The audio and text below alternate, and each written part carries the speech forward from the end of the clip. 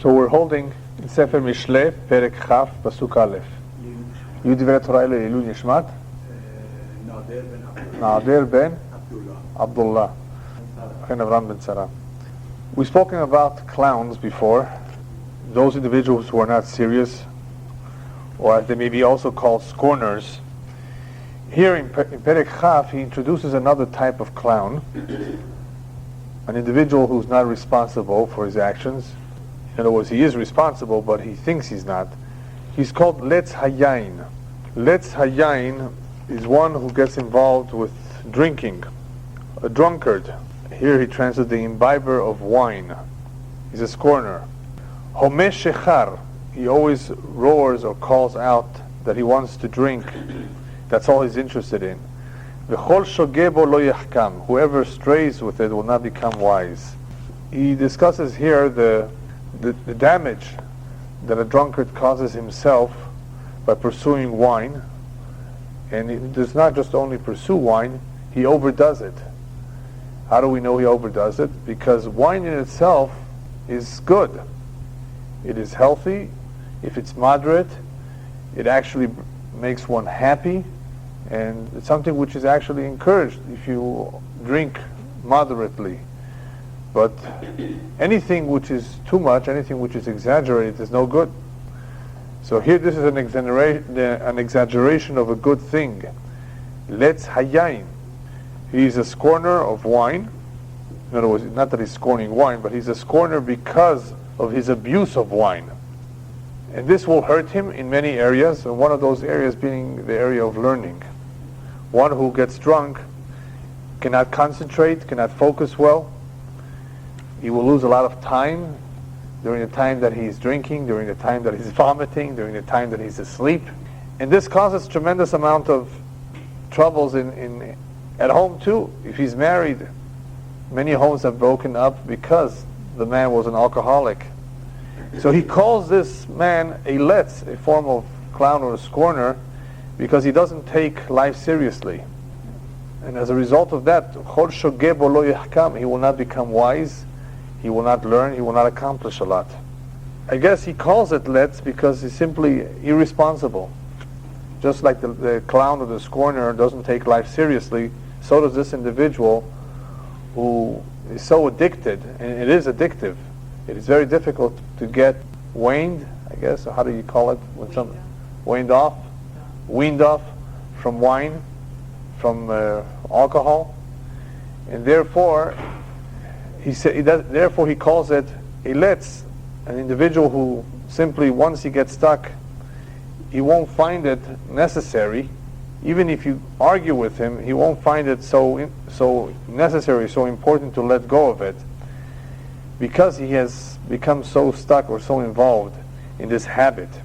And it's a very, very bad habit. It causes a tremendous amount of damage, and rabbis also tell us that it leads to kalut rosh, to being very light-headed. One who drinks a lot, as you know, you lose control of yourself, you start saying things that you would not say otherwise. And kalut rosh, that's levity of the mind, can lead to all sorts of sins as well. The next pasuk can be somewhat related to this, and we've seen it before. Similar pasuk. Naham kakfir imat melech mit'abero chote nafsho. The fear of a king is like a lion's roar. He who provokes him forfeits his life. You don't want to provoke a lion. What imat melech are we talking about here? The fear of a king, it could be talking about either a human king, in other words, a mortal king, or it could be talking about a Kadosh Baruch Hu. The fear of the king is like the fear of the lion's roar. What's the resemblance here? The resemblance is that even though you do not see the lion, if you hear the roar, you still have something to be fearful of. Even though we don't see HaKadosh Baruch Hu, but we see his actions, and we need to be fearful of that. Especially the one who's mit'abro chote nafsho, the one who provokes him. He's the one who has a lot to lose, for he forfeits his life. Who is he who provokes him? Perhaps the one that we just spoke about before, the one who is drunk, which leads into all sorts of trouble. One has to be fearful. In other words, one has to take life seriously, that every action he will have to give an accounting for. There's a king who is aware of all our actions, of all our deeds, and if one gets drunk, apparently he is provoking the king. He's not fearful, and he has a lot to lose. Chote nafsho, he can lose his life. The next pasuk, kavod laish shevet meriv v'chol evil yitgala. Very important pasuk. It is honor for a man to refrain from quarreling, and every fool will be exposed. In this pasuk, Shlomo Melech tells us that anytime you are confronted with a chance to argue a case in court or anywhere else, try to avoid it. It actually brings more honor to stay out of a quarrel, to stay out of court, than to actually go fight it off, even if you're right. Some people think that winning or making a point is good. Not necessarily. It is more honorable for a person to stay out, to be left out of any quarrels, if you can at all avoid it. It shows a lot about the yehus of the individuals, the commentaries tell us. It shows a lot about the lineage, about where this man comes from, who his parents, who his grandparents were, if he fights, or if he quarrels, or he does not. Rabbis even tell us to be careful when you're dating girl or boy, and and his or her parents are very quarrelsome. In other words, they argue about everything, they argue with everybody. That says something about not only this couple, this family, but where they come from. There may be some problem in their yehus that you should be aware of, that you should be suspicious of, and stay away from wanting to marry into such a family. The Chachmei Musar say something very interesting. You're about to get into an argument, you're about to go to court. So the Chachmei Musar say, if the individual who you are fighting with is more important than you, greater than you, then you should be respectful of him. Why fight him? If he is smaller than you, azal tasim lev elav, then don't pay attention, then won't go fight him, for he's smaller. If he's just like you, on the same level, then you be better than him. As there's a pasuk that says, Yeter mire'ot tzaddik, which we've covered before. You have two individuals, one can turn out to be a tzaddik just by being better than the other one. In other words, by giving in, by not insisting on being right. Yeter mire'ot tzaddik. A tzaddik is better than his friend in what? In those areas where he gives in, where he does not insist, where he does not demand. That's where one stands out as the tzaddik, when the two are on the same level. One gives in, the other one does not give in. So it is more honorable for one to stay away from an argument than to actually fight it out till the end. Who is the one that gets involved in arguments? Most commonly, v'chol evil yitgala. That's the second portion of the pasuk. The evilim, the fools, that is where they are revealed. They are the ones that are always bickering, always arguing, always contesting everything. That is the midah of a fool. The fools get involved in all these arguments, in all the quarrels. For an honorable person, it's better to just stay away, settle the matter out of court, instead of having to go through the embarrassing moments and the shame and the Hilul Hashem Chaz v'Shalom that may come out of this. It's always best to avoid a quarrel or a court. So this pasuk is basically telling us to avoid machloket, to avoid merivot, arguments, divisiveness. V'chol evil yitgala, because those who are involved, those who pursue this, are all fools. Next pasuk.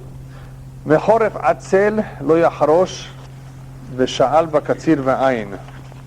Because of the winter, a lazy man does not plow, he will seek in harvest, and there will be nothing.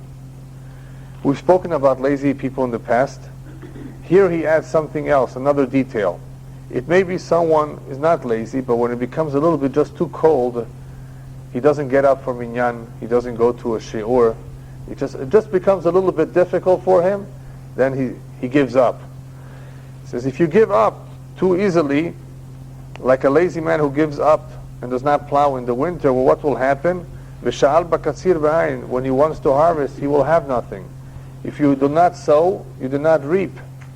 Shimon ben Yochai says that this pasuk is talking about the younger years, the earlier years in a person's life. That's called the winter. If you did not learn in your early years, when you had the strength, when you had the time, when it comes the years that where you're older, it may be more difficult. One may not be as healthy. One may not be able to harvest, to do anything at that point. So the real time to do it is when one is young, as far as learning is concerned. Rabbis also give us another mashal to one who prepares himself to go out on a journey, a long journey. Hopefully he takes with him some food. Even if you're going to a very far place where there's no kosher food, you can still take matzah with you. Matzah, as you know, can last for a couple years. It's a very good food to take with you. Tuna can, right? It lasts for a while. So you want to go with whatever you can so you have what to eat. That's called sedar laderech. Rabbis tell us, prepare yourself in this world so you have what to use in olam haba. Mishlei lo tarach be'erev Shabbat, whoever did not work hard on Friday, will not have what to eat on Shabbat. Right? We do all our preparations even Thursday night. Right? But whoever does not prepare, he will have nothing to eat. So that's a similar idea over here. A lazy man who wastes his time, who does not make any preparations, when the time comes around and he needs v'sha'al b'katzir b'ayin, he will have nothing to eat. Next pasuk, Ma'im amukim etzah belev ish ve'ish tebuah yidlena. Here we're talking about the Torah. Here, let me see how he translates it. Counsel in man's heart is like deep water, but a man of understanding will draw it out. Sometimes it's a little hard to understand the pasuk just by going through the literal translation. Ma'im amukim etzah belev ish is talking about the deep waters of the Torah, that in order to draw it, ish tevuna yidlena, you have to know how to draw it. A man of understanding knows how to draw it. How do you draw words of the Torah? You don't jump to the Kabbalah first, which is the deepest waters. You first draw from the top waters. You first go to the basics. You first learn Chumash, Rashi, Halachot, Mishnayot, Agadah, Gemara, and then you go to the Kabbalah if you're interested. Because we're talking about deep waters. And these deep waters are also not acquired al regel achat, as the rabbis say, standing on one foot. It takes time. And it's not easy because one has to go deep into the Torah to be able to fully grasp the Torah. Even though it is within our reach, as the Torah says, Kilo b'shamayim hi. It's not in the heavens that you have to go and look for it. It's not something out of reach. It is within reach. But it's not acquired overnight, standing on one foot. Slowly but surely. V'ish tevuna, one who has understanding, will be able to yidlena, he will be able to draw the water. If he has a certain derech, if he knows how to go about it. And those who are beginning to learn, it will be worthwhile for them to get some guidance as to what to learn first, how to learn it. And according to our tradition, every neshama is here in this world to learn something else. How is he supposed to know what to learn? The neshama feels an attraction to something, and that neshama pursues that particular study much more than anything else. The right thing to do is, of course, to know a little bit of everything. Halachot, we need to know. We have no choice. We need to know how to do things right on Shabbat, on the holidays. We need to know how to put on tefillin, how to make blessings. So we have no choice. We have to learn halachot. But after one has learned the basics, the Rambam says he can concentrate most of his efforts in that learning which he feels that is pulling him more, that he's more interested in, because that is not only an indicator that that's where the neshama is here to learn, but the rule is whatever you enjoy, you will always do better in. If you enjoy learning something, you will want to learn it. You will not skip a class in it. When you have some free time, you'll read more of it. Whatever you enjoy learning, that's where you should spend most of your time. But don't let go of all the other studies as well. A Jew has to be well-rounded. But definitely concentrate your efforts in that which is drawing your neshama most, because that's what the neshama is here for. So here he's reminding us that the Torah, even though it's within reach, it requires work. It's not acquired overnight, and it requires perhaps some guidance. As he says here, "Ve'ish tevuna yidlena." A man of understanding will be able to draw. He will know what to draw first. next pasuk is also a very important pasuk. Rav Adam Yikra Ish Chasdo V'ish Emunim Mi Yimtza. Many people call upon the man who promises them kindness, but who can find a trustworthy man? That's a pretty good translation. Rav Adam Yikra Ish Chasdo. There are many people who promise us many favors, who promise to be kind, who promise to be giving. There are many who are popular because of their money. But in reality, Shlomo Melech reminds us, you want to know what the reality is? Don't be misled by all these promises of these people who are being called Ish Chasdo or Ish Chesed because they have money. Let me tell you the facts. Let me tell you the reality. The reality is Ish Emunim Mi Yimtza. It is very rare to find someone who you can count on in time of need. This is a pasuk describing a situation where one is going to have to come onto the favor of someone else. And that happens sometimes. We need other people's favors. So he says, Rav Adam Yikra Ish Chesed. There are many people who call themselves Ish Chesed. There are many people who promise, but they don't deliver. Their Chesed, their kindness. They have money too, but they don't share their money with anyone. Because Ish Emunim Mi Yimtza. It's very rare to find an Ish Emunim, a man of his word. A man that you can count on in time of need. And this is something unfortunate because, here people are really counting on some people who they thought were their friends all along. And when it comes, when the time arrives, when the challenge comes up, they can't, meet that challenge. They don't want to. Because Ish Emunim Mi Yimtza, it is very rare, he tells us. It is rare. Therefore, don't be disappointed. Many people are disappointed. Don't be disappointed, he says. It's just a fact. It's very rare. Most people do not necessarily deliver. You can't count on them. And that's how it is. Pirush on this pasuk is Rav Adam Yikra Ish Chasdo. There are many people who like to take credit for what they do. There are very few people who like to do things quietly, just be'emunah, just l'shem shamayim. A lot of people like to take credit for what they do, so they like to publicize their actions. And that's not too good. That leads us to the next pasuk. Next pasuk tells us what is the right way to do things. Is mitalech betumot tzaddik. A true righteous man is one who does everything bitmimut, sincerely, quietly, privately, without bragging about it. Let's see how he translates. He who walks innocently is righteous. Second part of the pasuk, Asher banav acharav, fortunate are his sons after him.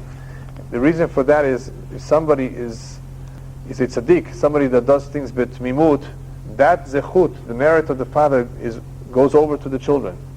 Ashrei banav acharav, they are fortunate because even though they may be average kids, but because they had a very special father, that's called zechut avot, that the zechut or the merit of the fathers sometimes is transferred to the children. And this is an example of where parents who are very special, very righteous, even after they have left this world, in their merit, their children do well. That merit protects their children. So it pays to be tamim, not only for oneself, but even for one's children.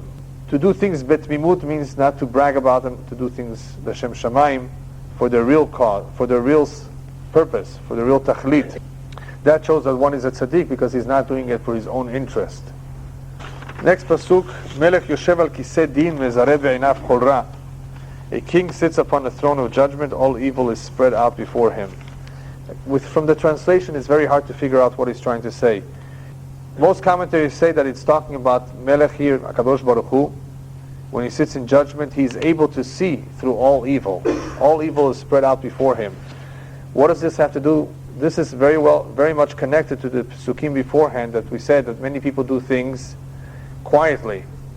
When somebody does things quietly, he could be doing something not right, something wrong. So HaKadosh Baruch Hu is able, only He knows, He's able to determine what a person's real intentions are, that which is hidden in his heart. So all ra, all evil is spread out before his eyes. He can see everything. And that leads to the next pasuk. That is why Mir Yomar Zikiti Libi Taharti Mehatati. Who will say, I have cleansed my heart, I have become purified of my sin. This is a very important pasuk, as Shlomo Melech tells us, Ki en tzaddik ba'aretz asher yaseh tov velo yacheta. There's no such a thing as a righteous man, as a tzaddik, who only does good and who has never made a mistake, who's never made a wrong. We make mistakes, and because of the tendency of the human being to make a mistake, Hashem has offered teshuvah. You fix it. No problem. Just be sincere about it. Take action and make sure you don't repeat it again. So therefore, Shlomo Melech reminds us over here, Mi Yomar, who can ever claim, Zikiti libi, I have made my heart pure and clean, Taharti mechatati, I have cleansed myself of sin. Nobody can ever make that claim. And not only can no one make this claim, but it's not a good idea to ever think that one has done everything that he has to do. Because rabbis tell us, a person should always look at himself as Chatzi Zakai, that he's half meritorious, and that he's half not meritorious. Let me see if I have here the quote here. Half guilty, half innocent. Why? So in order that he should always want to perfect himself and always feel that he still has something to do, something to accomplish. If a person thinks, that's it, I've done everything, I'm retiring from the service of Hashem, Hashem is going to say, if that's the way you feel, I'll take you from here. You've done everything, you don't have no reason to stay. There's a story in the Gemara of one of the Tanaim who was very, very sick. And he was on his deathbed. And one of his friends, another great rabbi, I think he was reacting to the rabbi's mother, who was saying how her son was so careful in Kibud Avaim. They were talking about his greatness, how he was so careful in Kibud Avaim. And the rabbi came out and said, he hasn't done anything yet in comparison to what he really should do. So everybody was surprised. This is not the time to say negative things about him. You're trying to look for zechuyot. What was the rabbi trying to do? Had the rabbi not said what he said, then Kadosh Baruch Hu would have said, yeah, the time has come for me to take him from this world. He has accomplished everything. He's become so strong in Kibud Avayim that there's no reason for him to stay. So with the rabbi's words of saying, no, but he hasn't done yet enough. He hasn't reached the ultimate level of what he could, of his potential in Kibud Avayim.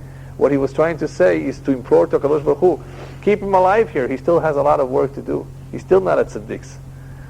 That's the point over here. Nobody should ever think that he has done everything, that he has cleansed himself, that he's pure, that he's a tzaddik, that he has accomplished what he needs to accomplish. We still have work to do. There was a great rabbi, a big tzaddik, tremendous tzaddik, that those of us in LA who were here 25 years ago, if you got to know him, you were fortunate to remember him, the Ridnitzer Rebbe, big tzaddik, Ruach HaKodesh, like 300 years ago tzaddikim, very rare. I mean, this was something unusual. There's many stories about him. One of them was that he was very careful to go to the mikveh. Even if he just went out of the mikveh and somebody touched him, he went back to the mikveh. Now, to go to the mikveh in Russia was very difficult, because in the winter, they went to the lake and they broke the ice. And that's what he did. He climbed the mountain full of ice and snow to go to the river. And people would slip. It was very dangerous. He got to the river, broke the ice, and he had a helper there. And we went down. He came back up. He was blue. It was very cold. But that wasn't the worst part of it. What's the danger of falling into an icy river? Anybody know what's the biggest danger? It's not the cold. There's something else. Because let's say you fell here and you moved a little bit, you can't find the spot where you fell through. And that's exactly what happened to him on one occasion. He couldn't find his place. So he called out to Kadosh Baruch Hu, I still have so much to accomplish. I'm still very young. And as soon as he said that, he felt a hand pushing him out. So we still have a lot to accomplish. And one should never say, no, that's it, I've fixed my sins, I've done teshuvah, I'm clean, mechatati, no such thing.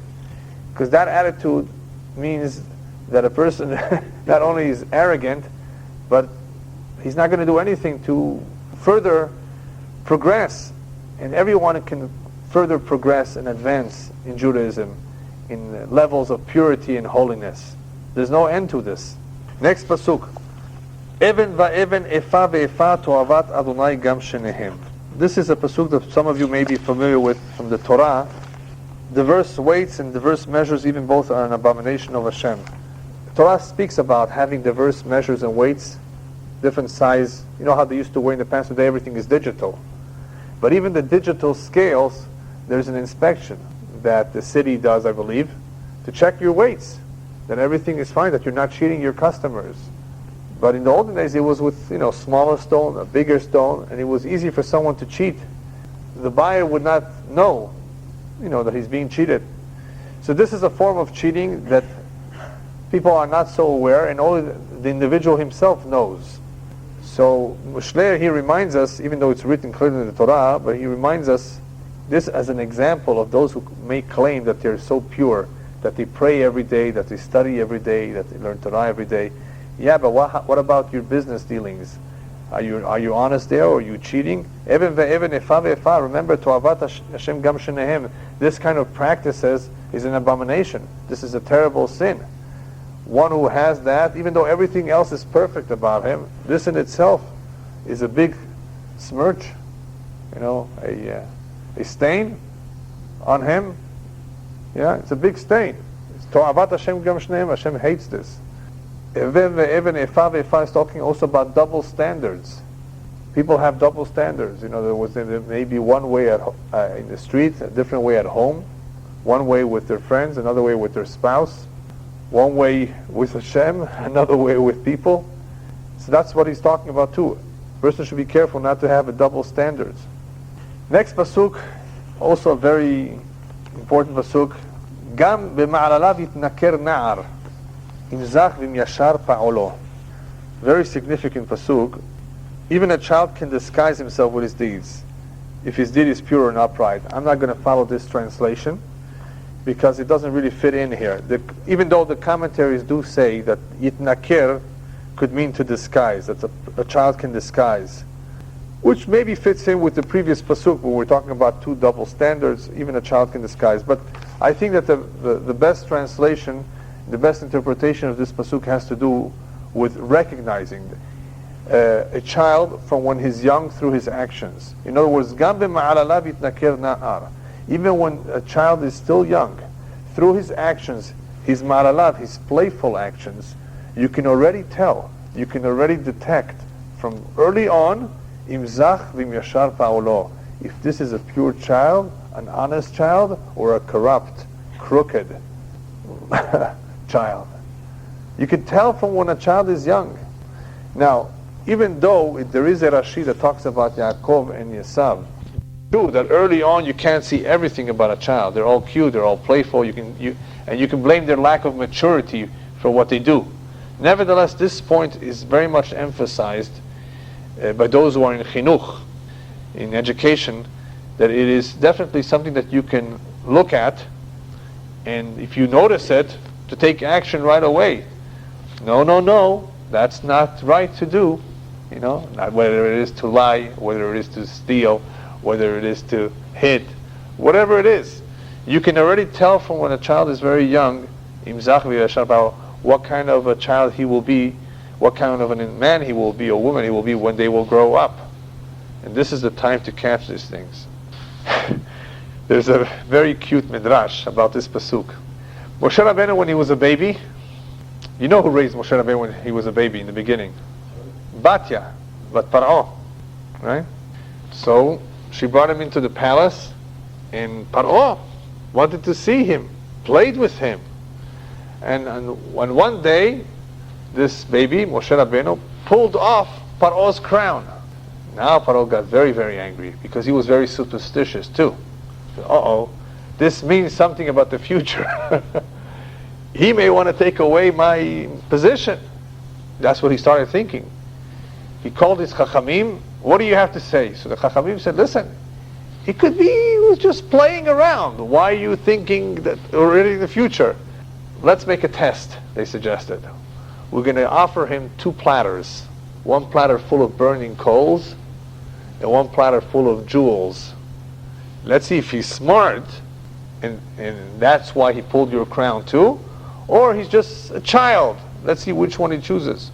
He was about to choose the jewels, and an angel came and pushed him in the direction of the coals, and of course he burnt his fingers. when he put him into his mouth, Oh, they said he's just a child. Look, he grabbed the burning coals too. Yeah, you can tell from when a child is still young, you can tell a lot about him. Ozen shomat ve'ain ro'ah, Adonai asa gam shenehem. The hearing ear and the seeing eye, Hashem has made both of them. We know that. What is the chidush over here? Very important chidush.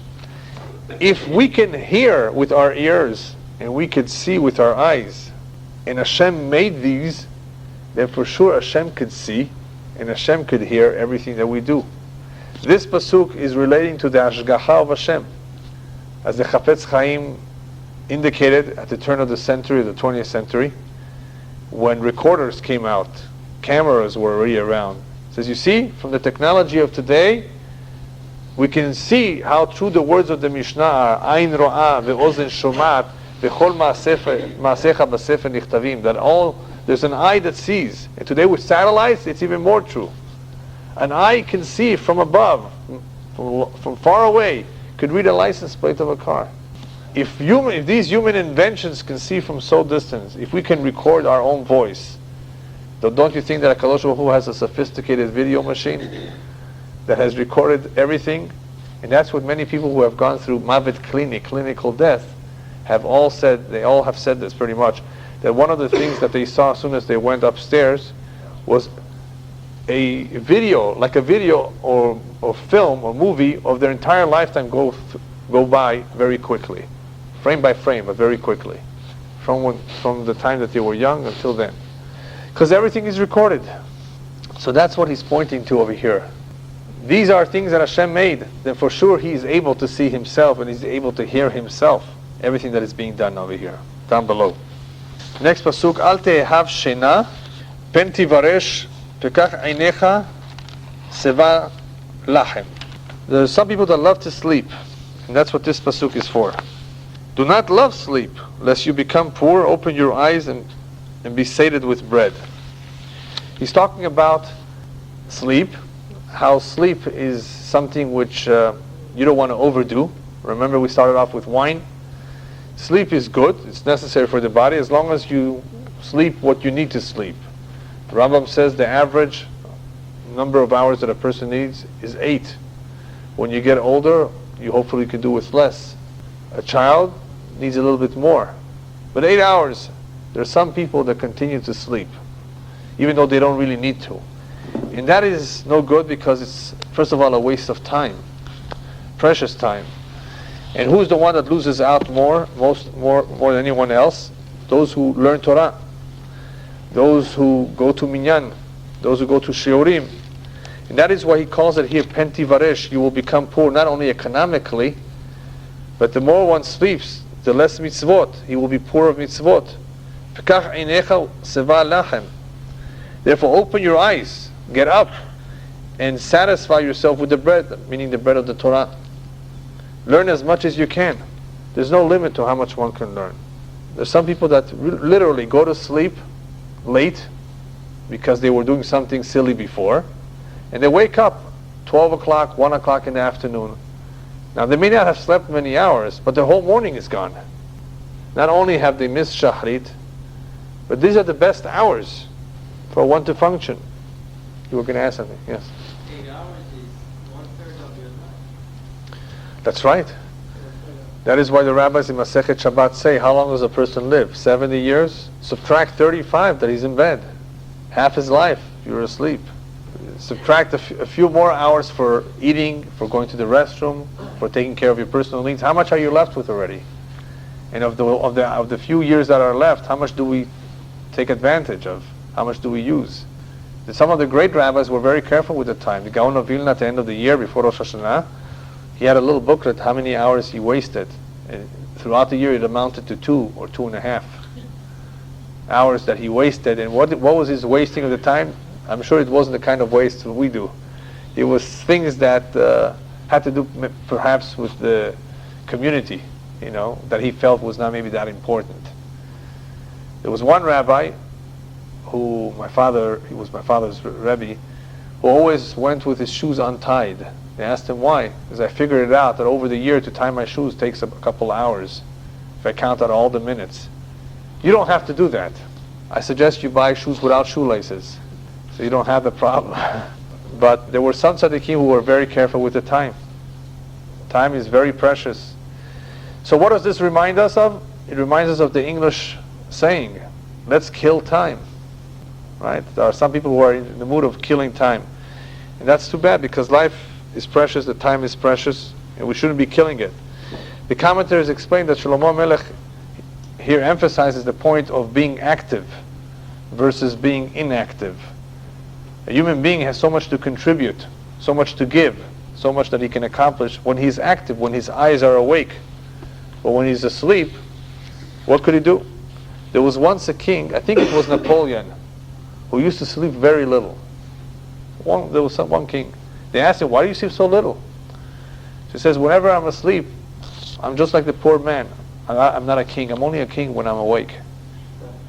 So I want to be a king as much as possible. Anyways, a tremendous loss for one who sleeps a lot. And the more active one is, the more gain he will have. Next pasuk. Ra yomar hakone ve'ozelo az yithalal.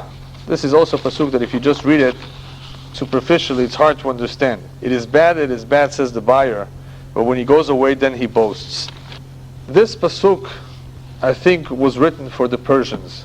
I'll tell you why. Now Moshe got up now. Why? He's talking about a buyer. A buyer goes to buy something, and he asks him, how much is it? And he says it's $50. And he says, this is not worth $50. It's no good. What is he trying to accomplish? He's trying to lower the price. But in the end, v'ozelo az yithalal, when he goes away and then he has it at home, he realizes, of course, I bought something good. He tells his friends, I bought it the best thing for the lowest price possible. So to the seller, he's telling him, ra. But later on to his friend, v'ozelo, when he goes home, az yithalal, then he praises it. See this? Look what I bought it. A very cheap price. That's just one interpretation of the simple meaning of how one lowers the price of something, does not value something until later on. He's also talking about here about Yisurin, pain and suffering. Rabbis tell us that when one learns Torah, bedochak, it's very difficult. He's poor, he has no money. He may cry about it. He may complain about it, how difficult it is. But later on, after many years of working hard, then he's able to see what he has accomplished. Az yithalal, then he can look up and be happy with what he has accomplished. And the same is with any Yisurin. Rabbis tell us to be careful, lo liv'ot bi Yisurin. When Yisurin come, when one suffers, experiences pain and suffering, it's just like all beginnings. Beginnings are hard. Pain and suffering, when they arrive, they're hard to bear with. But later on, when one is able to see what they have done for him, the kapara that he has gained through them, az yithalal, then he praises them. As I think the Chafetz Chaim said, if people would only realize how much pain and suffering does good for them, they would ask for doubles. One rabbi, however, said, Lo midufshech velo miuktzech. I don't want the honey and I don't want the sting of the bee. In other words, pain and suffering is not something easy to bear. But if somebody has to go through it, he should realize that it's all for his benefit. And if we don't see the benefit at first, ve'ozello az yithalal, when he later on, when he goes, whether it's days later or years later, then he will be able to see the benefit of all that he has gained through the pain and suffering. The last pasuk for tonight, halfway through the perek, Yesh zahav v'rav peninim uchli yekar siftei da'at. Here he translates, there is gold and many pearls, but lips of knowledge are like a precious vessel. There is a rule, anything that is very common in this world is cheap. Water is cheap because there is lots of it. Diamonds are not so cheap because there's not as much of it. So here he says like this, Yesh zahav v'rav peninim, all over the world you will find gold, you will find pearls, but you should know, uchli yakar, a precious vessel, siftei da'at, are lips of wisdom, lips of knowledge. If one makes something with his own hands, that's much more precious than the raw metal. Metal, gold, silver, it's all over the world. But that is not as precious as making something out of it. A kli yakar, a precious vessel, is that which is made by the human being. He has transformed what is raw, what is so common, to something which is not as common. It could be a masterpiece. That is the same with siftei da'at, with lips of knowledge. One has taken the knowledge, has absorbed it, and now he has developed it, not only acquired it, but used it, applied it. That is something to be admire, something praiseworthy. There's a similar pasuk mentioned elsewhere about who one should praise. There's no reason, the Prophet says, to praise one who is strong, one who is smart. These are gifts from Hashem. A person has an IQ of 245. He knows all the white pages by heart, the numbers. There are some people who are gifted. That's not something to admire whatsoever. Judaism does not believe in the Guinness Book World of Records, because these are records or feats that are perhaps with the individual from when he was born, or something that he did because of something that he has through his mazal. What Judaism is really interested in what one accomplished on his own. Eizu chacham halomed mikol adam. Who is the true chacham? One who learns from others. Eizu gibor, not one who can lift 500 pounds at the Olympics and get the gold medal for it. Eizu gibor hakovesh et yitzro, one who's able to control his... Because that is something that he did on his own. That is not in his teva, in his nature. That is not a gift mishamayim. How much money a person made is not something to admire. We're supposed to give respect to the rich. That yes. But not to admire. That's matana. He received either a beracha, either a gift, a yerusha, an inheritance, mazal. He may not know how to sign his name, and he's made millions of dollars. So what? That's not something to admire. What do we admire? One who has done something on his own. An accomplishment, of course, with the assistance of HaKadosh Baruch Hu, but nevertheless through his free will. And that is the point that he brings out over here. There are many things that are nice, like gold and pearls out there. But Echli Yakar, the true vessel to admire, that is really precious, is Siftei Da'at, one who has acquired knowledge, one who has done something on his own. That is what one should admire. And I, of course, bring this out to the children, children, and even adults. Sometimes people tend to admire the wrong things. I'm not even talking about movie stars right now, that one should totally not have any admiration for them, because if you would only know what kind of lives they lead, you would see that they're totally empty, not the way they appear. I'm not even talking about that, but even other accomplishments. People look at the vessel, at the car, or at the suit a person is wearing. That does not tell you too much about the individual.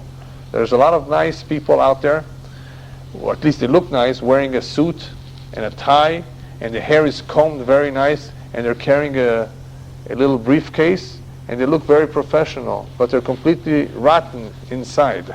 We even had a president like that in the White House, President of the United States. We've had other leaders and kings who have reached the top position, but there was nothing in them. Yirat Hashem hititalal, as we will see with Hashem in the end of Mishlei, that the best quality for one to have in a woman is God-fearing woman. And the same way is also in every individual, as the rabbis tell us in the Gemara, that pasuk is talking about all the sedarim in the Mishnayot.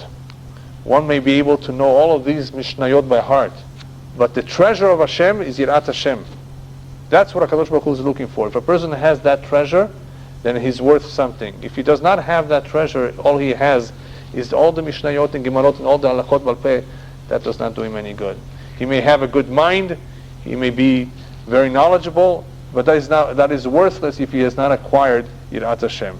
That is what he calls here Kli Yakar. That is the most precious vessel, a vessel that is made up of lips of knowledge. That is something that one has done on his own, not something that he has received from birth. It's not a gift, but something that he has shaped and formed on his own. That is something that we should admire. That is what we should tell our kids. Look up to this great tzaddik, to this great rabbi.